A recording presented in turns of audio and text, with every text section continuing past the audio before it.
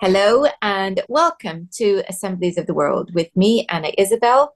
And it is a beautiful day because I have three people who are actual facilitators for assemblies in Somerset. Welcome to Kate and Dee and Rob. Hello. Hey. So you're in Somerset, but not all of you are in the same assembly. So Kate and Dee, you are in Frome. Yes. And Rob, you are where? In Watch It. Watch it. Yeah. Okay. So what's happening in Somerset? What are cabby people doing in Somerset? Quite a lot, actually. We're linking up we've taken the lead from Yorkshire. It is a big county and it's a lot to cover, but and it's not hugely populated. So there's a lot going on that you have to sort of keep on top of. But we've just had a great big thing called a Somerset Gathering, which introduced a lot of new people to Cabby. So we had our own meeting in a separate building for Cabby members. And then in the afternoon, we had another meeting that was for non-members. And all the time going on in the big hall was lots of talks about things that are pertinent to living in this world that we're in at the minute. For example, the council tax issue, food growing, all the things that are really important to us all. We had a get together, so it was really nice. Oh, that's brilliant. So it seems like you've put together an event which brought together lots of different people, and that's really good. So do you feel that membership across Somerset is going up? Yes, definitely. I think what's happening, as I said to Rob, I think a lot of people are becoming aware of what's wrong in the world at the minute, in their immediate lives. And they're just getting together of their own accord anyway in little villages and towns to say, this isn't right what's being imposed on us. For example, mostly it's a council tax increase. And then it starts them looking at other things. They don't feel that they're getting the services they desired or expected in this contract. They don't get the health benefits that they all want to opt out of being rattling. They want alternative offerings. So I think they're beginning of their own accord. Ordinary people are beginning to look up and say, this isn't right, what's happening to us. So that works very well with Cabby because we're already there in our own group. Obviously, every group is different with their interests. But for us, it's been in Frome, it's been food growing and making sure we've got good quality chain of supply and health, really. And then really overarching all of that is what Rob does for the whole of Somerset. And that is all the issues to do with the utilities, the council, all of the things we encounter, whether you're self-employed in HMRC, the taxation that's taking everything from us. Sort of standing in our own power and knowing how to firmly say we want to pay for what we use. And I think that's been a big attraction to a lot of people. So that's huge. And maybe starting with the food might be the easier one to tackle, so to speak, because it's a natural one that people are interested in learning to grow their own food. Do you have any farmers who have joined, or what are you doing with the food? Let's hear about that. Okay, so we've got a great biodynamic farmer who has joined us, and he is on hand to help anybody. They can come to the farm and learn about things, or indeed he'll come along and do talks for us and share his mycelium, which is an amazing thing he creates, which allows all the plant life to talk to each other and start working in the soil the way it should, because a lot of soil isn't that healthy. So he shares what he creates and shares it with the community. And so those that have been growing for a long time have learned so much from him. But he said, going to our Cabby thing, he said, I've learned about myself too in all of this. So he's wonderful.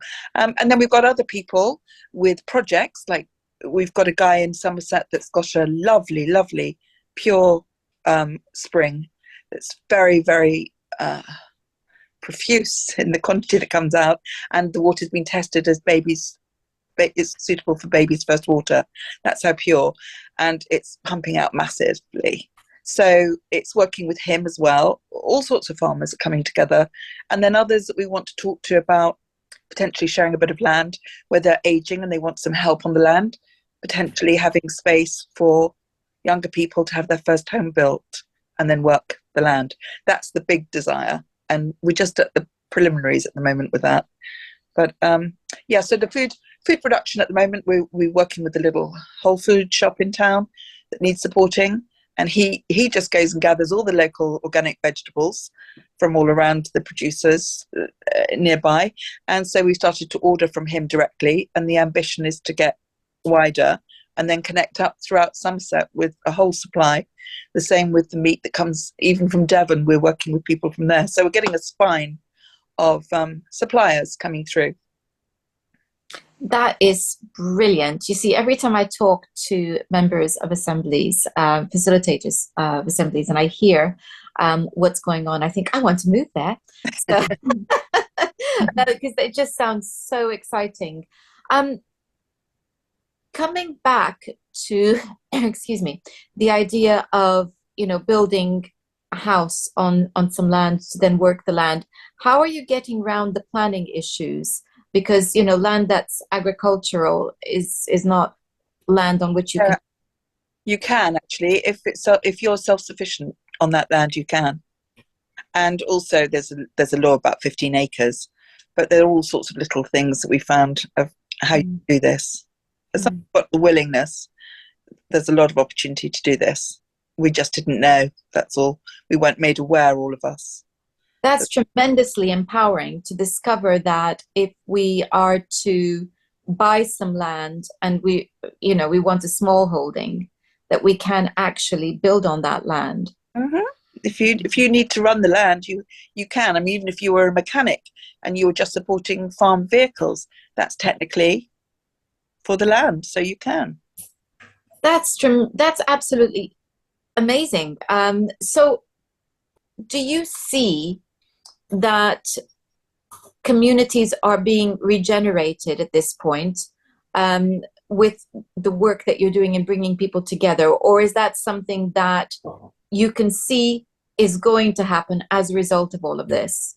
Anybody else want to take that one? I was just going to say, and what I feel is that there was a sort of, going back a bit, Anna, if you don't mind for a minute, just my thoughts on it. Years ago, some of us were involved in the yellow boards and the hold the line and stand in the park.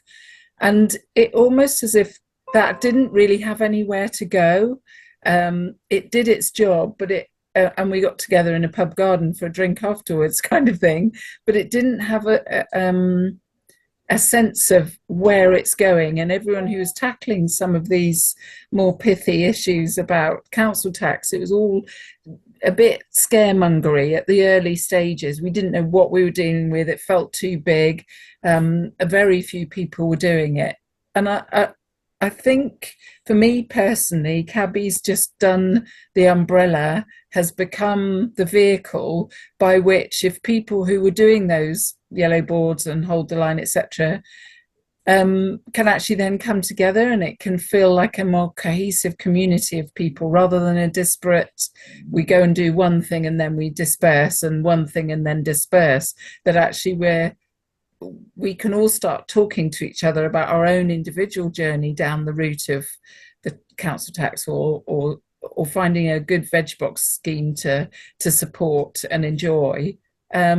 Whereas I think things were scattered before, and I think we were in a soup of everything being scattered in 2020 to 2022 plus anyway.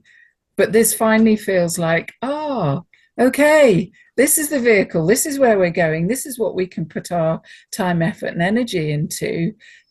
So where it may feel a bit, what are we here for, what are we doing? I think it's because we've all been on such an individual journey.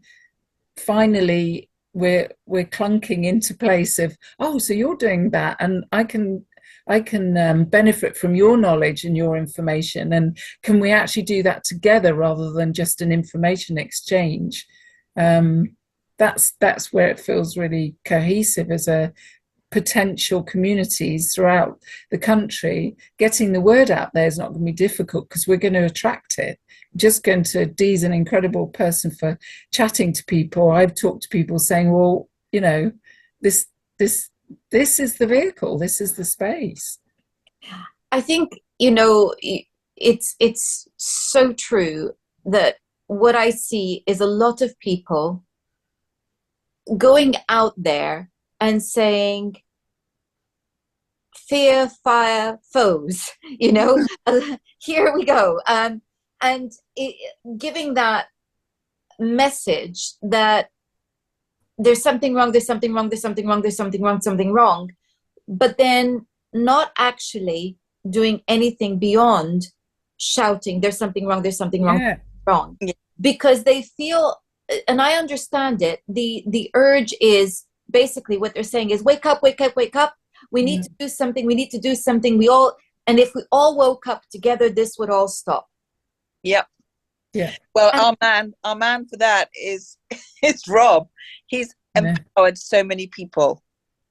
However, that is a very limited approach because fear begets fear. And if we're just going, wake up, wake up, wake up, wake up, and we're not actually doing anything, people just go into that helplessness, which so many people are feeling. Because what do we do in the face of such powerful enemies and entities? So that consolidation that you're talking about, Kate, where you're going, well, actually, there's a lot of people doing stuff. Why don't we just kind of start knitting ourselves together and consolidate our knowledge and our activities? And then when people go, oh, fire, fire, foe, they can see, oh, hang on a minute. Somebody has built something that I'd like to contribute to. It's solutions, Anna. Yes. It's solutions.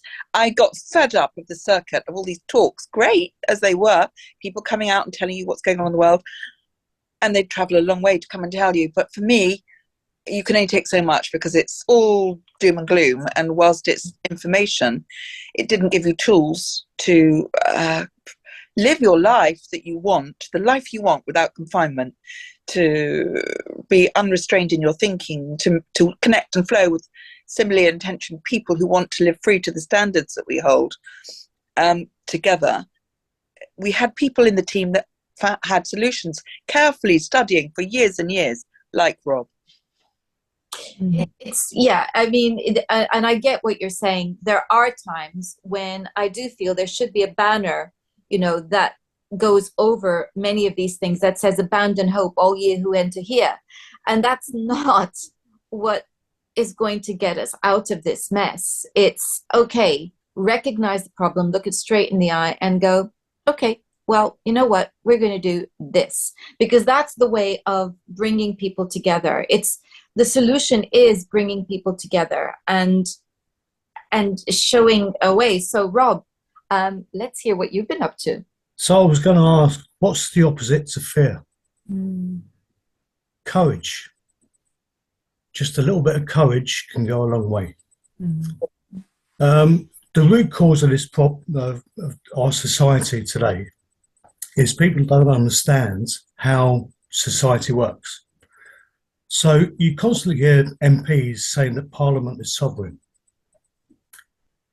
They're only sovereign because people lend their sovereignty to it. And to remove your sovereignty from Parliament, your first step is to remove yourself from the electoral register. Stop voting. Even if you go down to a polling station and spoil your ballot, that still gets voted. That still gets counted as you turn out to vote. So you're still giving your consent. The problem is it's become so rotten, the establishment. Everything's upside down. Everything's inverted. They think they're the authority over us. And a lot of people believe that. A lot of people think the government is the authority, the local council is the. They're not. There's no authority between us and God. Period. So once people start to realise how much power they have as an individual and how that power grows as a group, they're going to be stagnant and they're going to stay where they are. So what we're doing in Somerset is we're trying to educate people as well as expose corruption. And a lot of people ask, do you know, my son laughed at me last weekend because I said to him, I said, I want to shake Keir Starmer's hand. And he was horrified. And he said, why do you want to do that? I said, because he's waking up so many more people than I could possibly hope to. Yeah. He's been our chief recruiter. Yeah. You know, the old saying, everything bad can have a positive. And if people start looking on the positive side, I keep saying to people these days now, don't take any notice of the news, turn your TVs off, don't listen to any of the bad stuff, just concentrate on all the positives. And there's so many positive things going on in the country. There's people working on a parallel money system. As we know, cabbies got their own effectively police force. Their court owners up and running. And there's a lot of positive things going on, but people aren't seeing it because they're being absolutely bombarded with all the bad stuff going on. I think it's not just the people who aren't necessarily aware being bombarded, because going back to what Dee was saying, I used to go to, well, Clive and I, my husband and I, used to go to meetings, some of the more aware meetings, and it was just I used to come out going, so we've just transferred one fear narrative to another. You're afraid of dying from this supposed COVID virus. Couldn't even remember the word for a second there.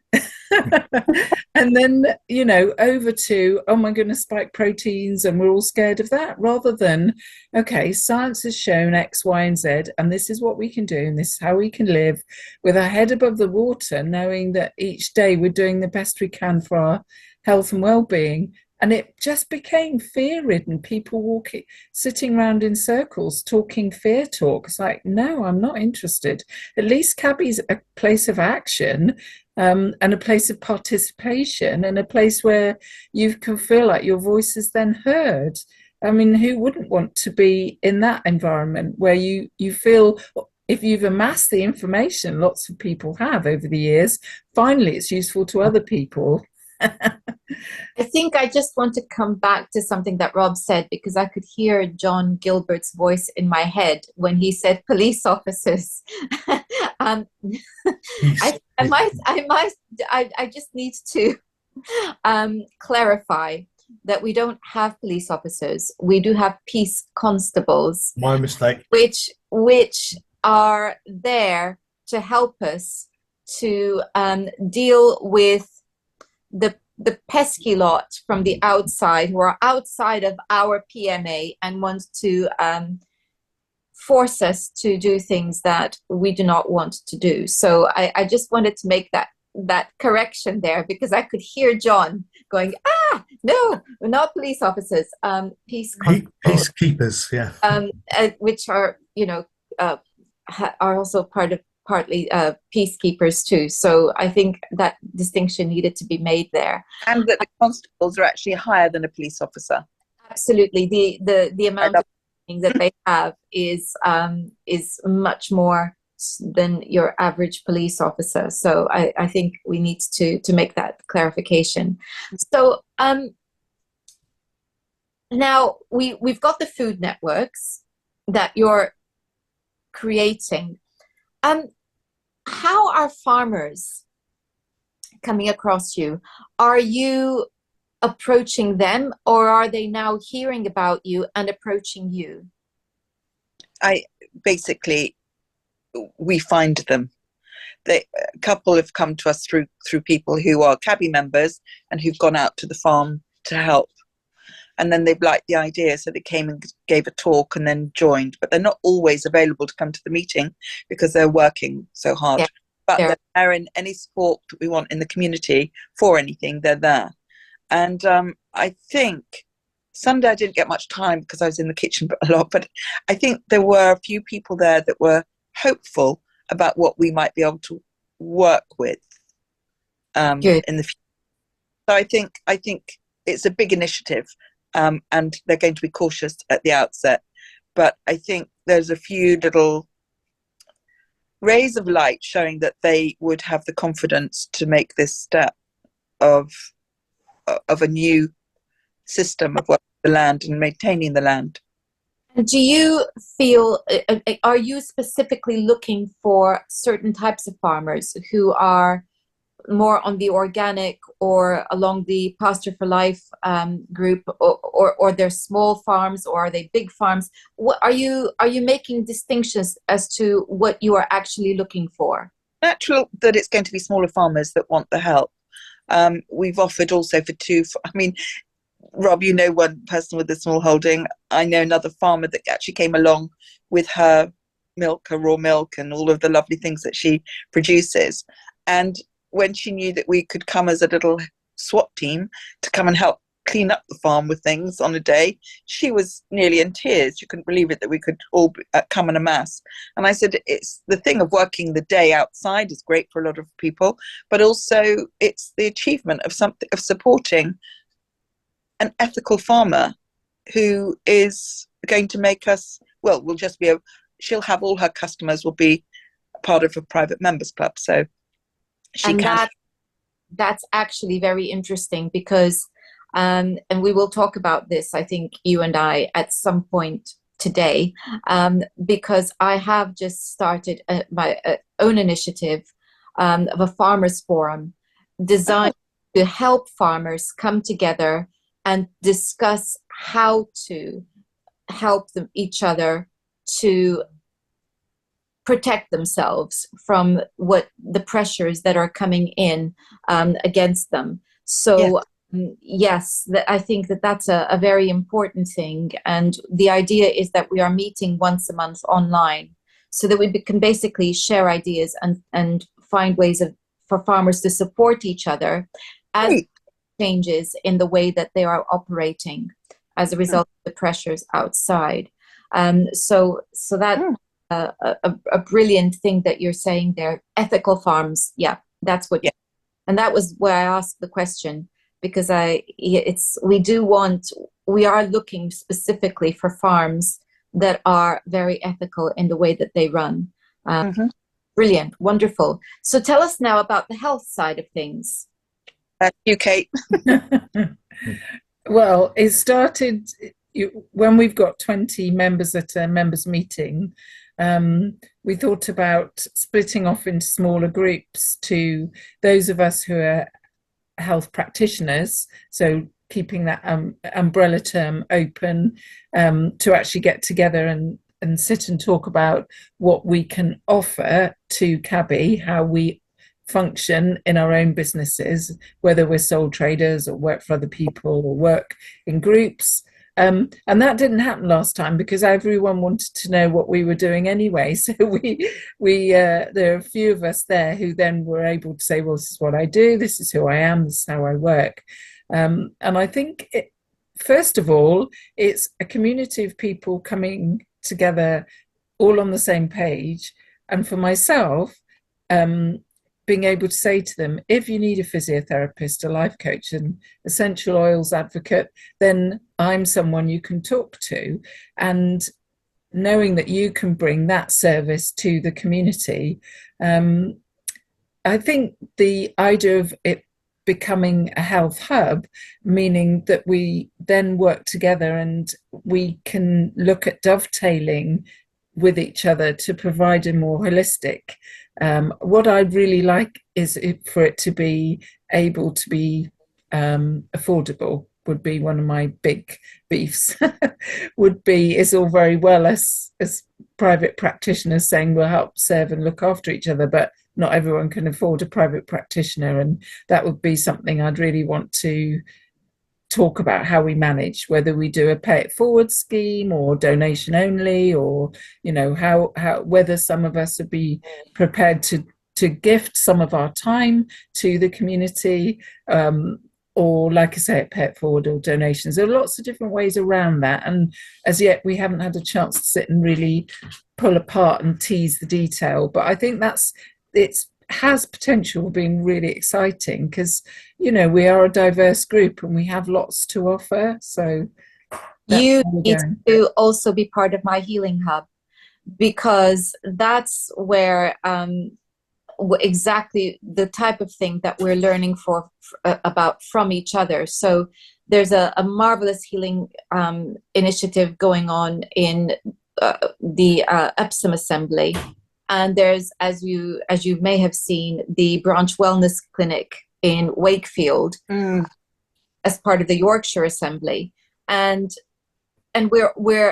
we're talking about this on a monthly basis, so we're learning from each other about how to create these healing hubs, so that how we can be fair to practitioners, but at the same time, there's the public. And I think that not everyone can afford. So it's, how do we make ourselves accessible, isn't it? Make it fair to both parties. And that's exactly the stuff that we're thrashing out in our monthly meetings, is exactly that type of thing. So particularly for those of us who have assemblies in poorer parts of the country as well, it's understanding how that works. And I believe also in Lincoln, there's another initiative that's also happening where they're looking at sliding scales of charges, etc. So I think this is very creative and very exciting, because it is led with the intention of it becoming a community-based project. So that's rather wonderful. So, okay, we have covered food, health, and the pesky legal stuff that we all have to kind of contend with from the outside. Have you thought about doing anything to do with education? That's so difficult. We've got some, well, there are differing streams of information that's come to us, and you want it to be almost like a collective agreement, not just locally, but bigger within Cabby. And I was at some farm, and the lady had homeschooled her children, who were wonderful kids, grown-up kids, like in their late 20s, and really good professions, on the hypnotherapist and whatever. And I'm just casually looking at a bookshelf, and she had these books from Ramtha School of Enlightenment or something. But anyway, the books were so amazing. I thought, God, if I was 8 and had a book like that, I would want to keep going on science. Like, it was just so well explained. And I think there are lots of different streams. This is an opportunity right now to build something really different. And Rob, isn't it, in Minehead, we've got some great retired school teachers, who were interested in taking this forward, because they've got great ideas, and they've been through the system, they know what's there. But yeah, I think it's a hard one, the education, because for me, I'd love to see different resources, the truth. I'd love to see inspiring information in science, all those sorts of things. I'd love to see. I mean, my sister teaches, and I know that she's a fantastic teacher, because she makes big effort in getting 3 different ways of explaining something for children, because they don't all get the only one way. And it's her mission. So every child that never liked science now loves it. She has so many uptakes at A level that they never had before. And it's about making it interesting and dynamic. And I know that there are, that's an initiative in the UK, because STEM, the system for encouraging children to go into science more, because that's what the future they need, as well as tech. There's an initiative from the government to do that, but you've got to make it real, and I can't see that translated everywhere. Yeah, real, but you also, I mean, the whole issue is that not the system is a one size fits all. And I have never, as a therapist, worked with so many children. Parents are bringing me their children because they are beaten up by the system. and they don't belong within it. They really don't. They do not belong there. And speaking as an ex-teacher myself, there's a good reason why I left the system, because I didn't believe in it. Very simple. I felt that I was being set up to fail. I was not the teacher I wanted to be. Yes. And so I'm not surprised that so many people are pulling their children out. And that's why I wondered whether you were looking in that area. So it looks like it's to come. I think it's to come because it's such a big subject, and I'd love to see people with children, because we're obviously an older generation here, and you might think that the older generation would be able to govern and help that sort of setup for the parents because they're busy too. But I think we've got so much on at the moment with the health, with the food network, with getting the word out. And Rob, how many 200 people you dealt with the council tax? Yeah, quite a few. Yeah. You know, it's massive. So there's so much going on, and you've only got so much time in the day. And I think that anybody could, what I love with anything is just bring it all to the table and everybody discuss it. Take every piece of information that you think could be useful for the education program and put it on the table and see what how they evaluate it, circulate, get the thing going and see what you think could be a good model out of that. I know forest schools obviously are part of that as well, and those already exist around here in abundance. We've got a lot of that. And you've got a Steiner school, I believe, as well. We do. Yeah. So it's and obviously the biodynamic farmer, he has loads of children. In fact, I first met him at a Christmas Carol thing, and it was full of all these children sitting on haystacks in the barn. It was like they were like little rats running around everywhere. Masses of them just coming off the haystacks, but they all knew how to do things. They'd all learnt there, and they were in a mix of school and Steiner schools and regular school and their forest school. I think the time will come when we'll start to attract people. We've got 2 people with teenage children in the group who are asking questions, someone with younger children who are talking about whether they homeschool or not.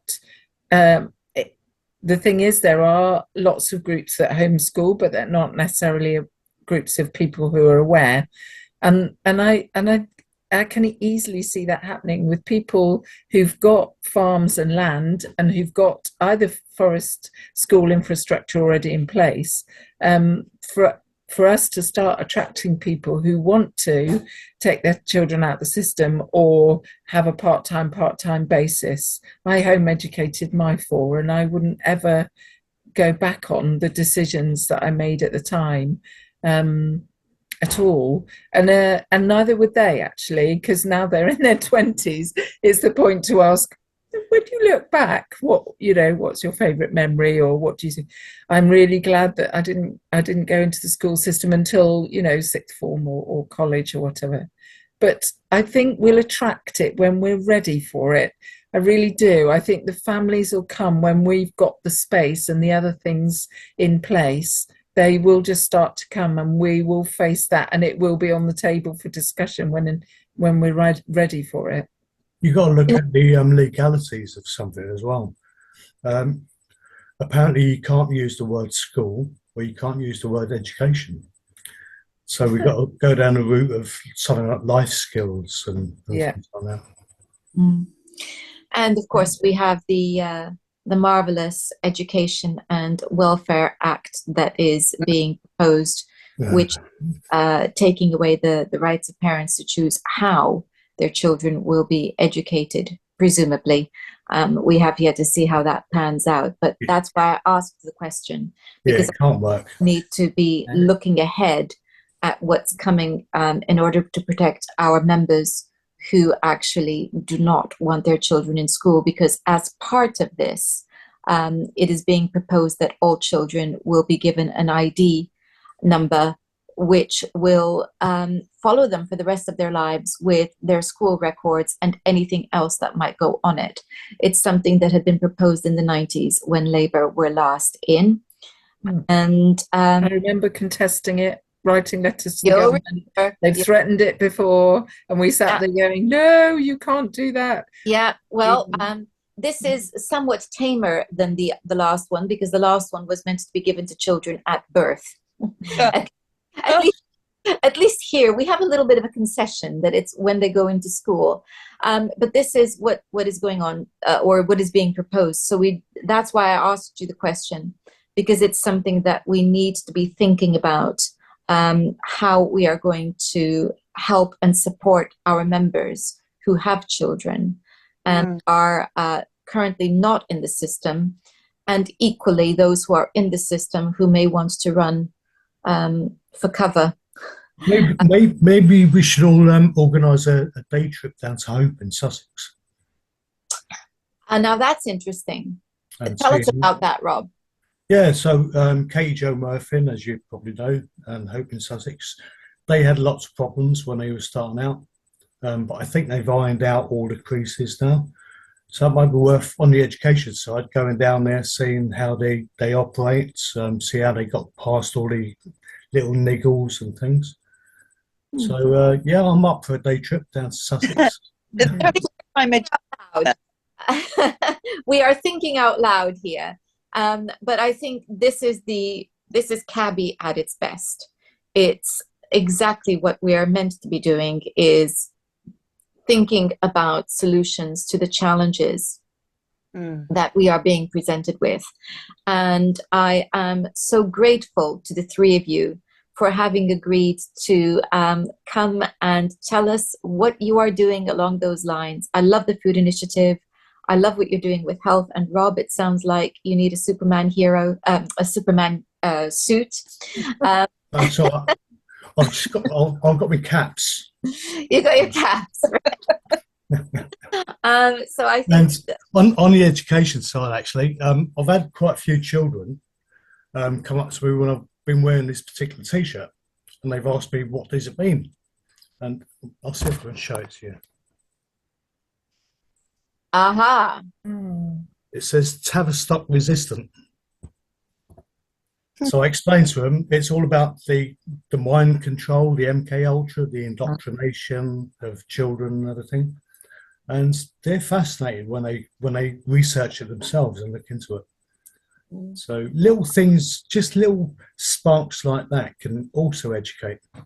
Exactly. It's the opening of minds. Yeah. Thank you, the three of you. I know you're all very busy, so I am extra grateful for the time that you've given us today. You're welcome. Pleasure. Thank you. Thank you. Lovely talking to you. Now, before we wrap up, is there anything that's happening that you would like everyone to know about so that they can come and join? Yes. Tell us. Locally, I've asked a local cafe whether on Sunday afternoon we could have a social for our group, and I'm really excited because the lady who runs the cafe has said she normally finishes at 3, but she will keep it open for us to arrive at 3, and she will keep it open for as long as we want to be there, having her delicious tea and cake. But it's a chance for us to be there. And we were talking earlier about the young people, and 2 of our members were saying they want to bring their young people along, but to a CABI meeting it's a bit too much, whereas actually maybe a social will be a good thing. So this place has a playground if they're younger, but certainly has outside space. And we're really looking forward to them coming just to be part of the group, part of being able to get to know each other. So the meetings aren't just meet focused, with us left going, well, I don't even know who that person is and where they come from. We're actually, because how also can we build the trust that's needed within something like a health hub if we don't actually know each other that well? So as we grow, this is going to be more and more important. It is. You're I'm hoping we'll know each other. I'm hoping we'll get some good numbers for the cafe. Well, that's absolutely fantastic. Well, and when is the next date? So this is this coming Sunday, so the 2nd of March, and it's in a cafe just outside Frome for CABI members and obviously partners, children, friends. And will there be another one? Yes, So definitely. is this going to be a regular occurrence? I'd like it to be every month. We decided we'd do this one, and then we've got our evening meeting, so we can say, look, are people up for once a month? And, you know, as we go on into the fairer weather, this could go in all sorts of directions. Fantastic. That's absolutely wonderful. Thank you so much. Pleasure. I feel a summer fete coming on. Yeah. A trip to the seaside. It's got to be done.